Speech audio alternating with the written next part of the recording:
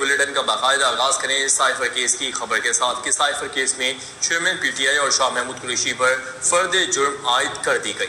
Chairman P T I اور شاہ محمود قریشی نے صحت جرم سے انکار کیا۔ آفیشل سیکرٹ ایکٹ کی خصوصی عدالت کے جج ابوالحسنات ذوالقرنین نے اڈیالہ جیل میں سماعت کے دوران فرد جرم عائد کی۔ عدالت نے کیس کے گواہان کے بیانات 27 اکتوبر کو طلب کر لیے ہیں۔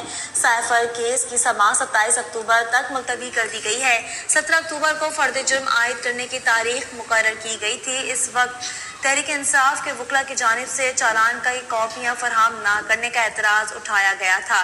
اپنے ناظرین کو سائفر کیس کے حوالے سے اپڈیٹ کر رہے ہیں کہ سائفر کیس میں چیئرمین پی ٹی آئی اور شاہ محمود قریشی پر فرد جرم عائد کر دی گئی ہے۔ چیئرمین پی ٹی آئی اور شاہ محمود قریشی نے صحت جرم سے انکار کیا۔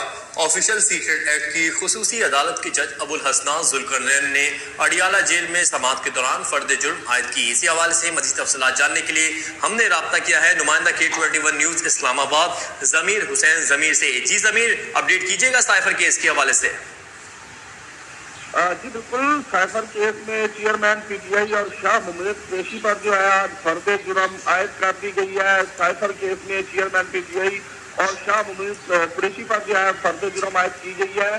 آفیشل سیکرٹ ایکٹ کے تحت خصوصی عدالت کے جج ابوالحسنات ذوالقرنین نے اڈیالہ جیل میں سائفر کیس کی سماعت کی ہے اور چیئرمین پی ٹی آئی نے صحت جرم سے انکار کرتے ہوئے جو ہے موقف اپنایا کہ یہ جو ہے جھوٹا اور من گھڑت اور سیاسی انتقام پر مبنی کیس ہے، بے گناہی ثابت کروں گا۔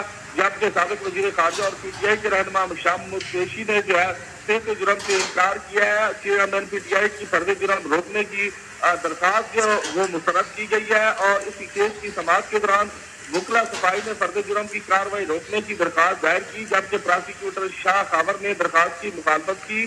پراسیکیوٹر شاہ خاور نے موقف اختیار کیا کہ یہ تاخیری عربہ آج کی کارروائی صرف فرد جرم کے لیے ہے، درخواست خارج اور فرد جرم عائد کی جائے تو عدالت نے فرد جرم روکنے کی چیئرمین پی ٹی آئی کی درخواست مسترد کر دی اور کہا کہ آج کی تاریخ فرد جرم عائد کرنے کے لیے جو ہے وہ رکھی گئی ہے اور اسی وجہ سے آج اس کی سماعت کی گئی ہے تو فرد جرم عائد کی جاتی ہے۔